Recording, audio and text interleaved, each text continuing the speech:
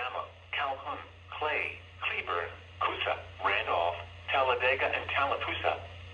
Remember, a severe thunderstorm watch means the conditions are favorable for the development of severe weather, including large hail and damaging winds, in and close to the watch area. While severe weather may not be imminent, persons should remain alert for rapidly changing weather conditions and listen for later statements and possible warnings. Stay tuned to NOAA weather radio, commercial radio and television outlets, or internet sources for the latest severe weather information. Repeating, severe thunderstorm watch number 51 remains in effect until 10 a.m. Central Daylight Time, and now includes the following counties in Alabama: Calhoun, Clay, Cleburne, Coosa, Randolph, Talladega, and Tallapoosa.